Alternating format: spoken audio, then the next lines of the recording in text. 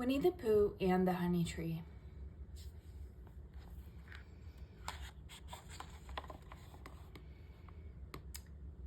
Winnie the Pooh and the Honey Tree, adapted by Mary Packard.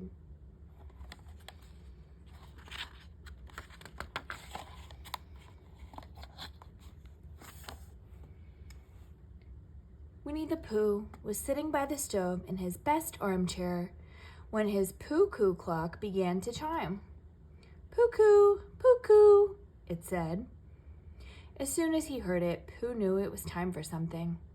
And when his tummy began to growl, the little bear knew exactly what it was.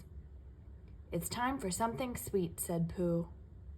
So off he went to the cupboard where he kept his honey jar.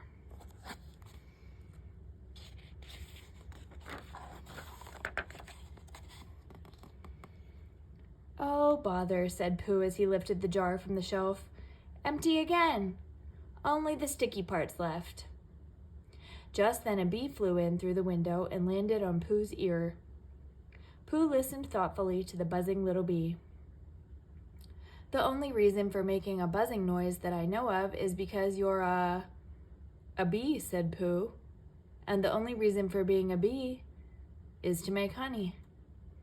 And the only reason for making honey is so I can eat it, he concluded with a chuckle.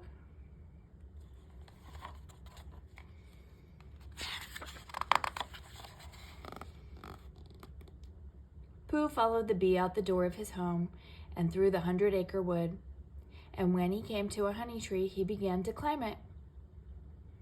As Pooh climbed the tree, he sang a little song to himself. It went something like this. When I'm rumbly in my tummy, it's time to get some honey. But I wouldn't climb a tree if I could fly just like a bee. Pooh climbed a little higher, and then higher still.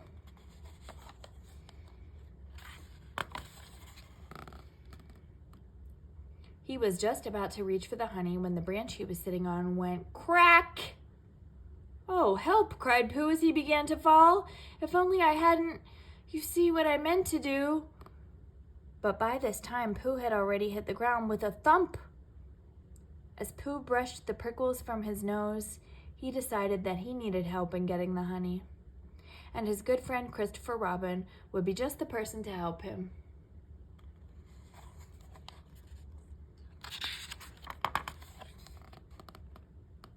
So Winnie the Pooh went to look for his friend. He found him outside his house in another part of the wood. Good morning, Christopher Robin, he said. Then he noticed a balloon tied to Christopher Robin's tricycle. It gave Pooh a wonderful idea. I wonder if you've got such a thing as a balloon about you, hinted the bear. What for? Asked Christopher Robin. Pooh looked this way and that. When he was sure that nobody was listening, he whispered, Honey. How do you get honey with a balloon? Asked the boy. I shall fly like a bee, replied Pooh, up to the honey tree.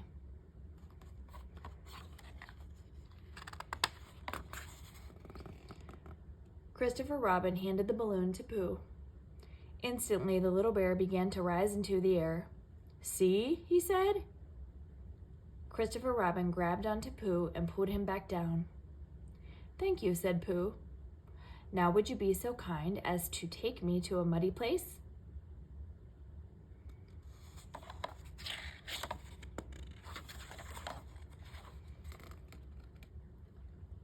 So Christopher Robin took Pooh to a very muddy place, and Pooh rolled and rolled until he was muddy all over. There now, said Pooh. Isn't this a clever disguise? What are you supposed to be? Asked Christopher Robin. A little black rain cloud, of course, replied Pooh. Now, would you aim me at the bees, please?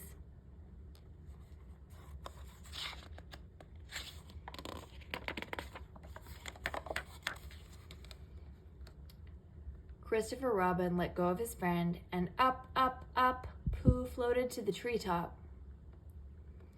Pay no attention to me, Pooh said, sticking his paw into a hole in the tree. He pulled it right out again when a bee flew out and landed on his nose.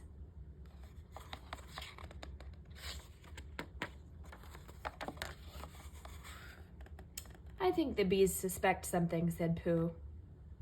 Perhaps they think you're after their honey, called Christopher Robin. Well, you never can tell with bees, replied Pooh.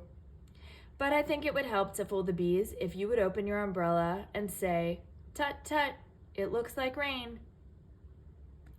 So Christopher Robin opened his umbrella and pretended that a rainstorm was coming to the 100-acre wood.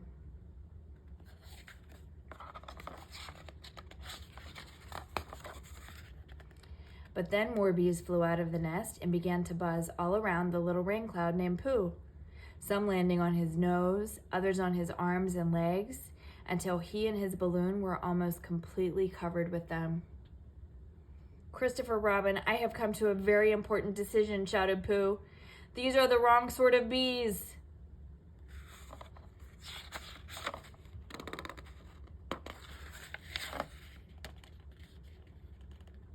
Just then the air started to leak out of the balloon and Pooh began to fall. "Oh, bother. I think I shall come down," said Pooh. "I'll catch you," said Christopher Robin, which is just what he did. But the bees kept coming, so the two friends took off running through the 100-acre wood. When Pooh tripped over a log, Christopher Robin ran back to save him. Then together they jumped into a mud hole to hide. Christopher Robin opened his umbrella to cover them, and the bees flew right by. The two friends were safe at last. "You never can tell with bees," said Pooh. Christopher Robin smiled at his friend and said, "Silly old bear."